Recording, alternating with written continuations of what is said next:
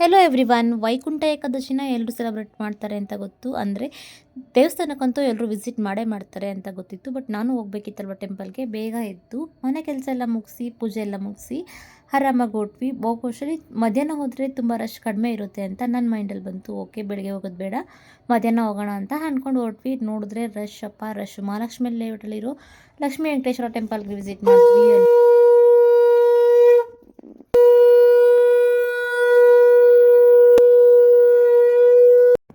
ದೇವಸ್ಥಾನಕ್ಕೆ ಅಂತ ಹೊರಟು ಅಲ್ಲೋಗಿ ನಿಂತ್ಕೊಂಡು ನೋಡಿದ್ಮೇಲೆ ತುಂಬ ರಶ್ ಇತ್ತು, ಹೆವಿ ರಶ್ ಇತ್ತು. ಹಾಗೆ ಬಿಸಿಲು ಕೂಡ ತುಂಬ ಇತ್ತು.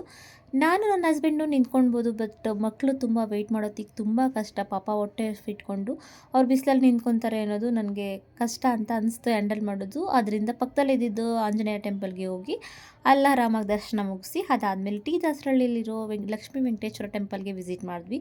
ಅಲ್ಲೂ ಕೂಡ ತುಂಬ ಚೆನ್ನಾಗಿ ದರ್ಶನ ಆಯಿತು. ಇನ್ನೊಂದೇನಪ್ಪ ಸರ್ಪ್ರೈಸಿಂಗ್ ಮ್ಯಾಟರ್ ಅಂದರೆ, ನಾನು ಹೋಗಿರೋ ಟೆಂಪಲ್ಗೆ ನನ್ನ ಫ್ರೆಂಡ್ ಕೂಡ ವಿಸಿಟ್ ಮಾಡಿದ್ಲು ದರ್ಶನಕ್ಕೆ ಅಂದ್ಬಿಟ್ಟು ನಿಂತ್ಕೊಂಡಿದ್ಲು. ನನಗೂ ನಿಂತ್ಕೊಬೇಕು ಅಂತ ಅನಿಸಿತ್ತು, ಮಕ್ಳ ಜೊತೆ ಹೋಗಿದ್ರಿಂದ ಆಗಲಿಲ್ಲ.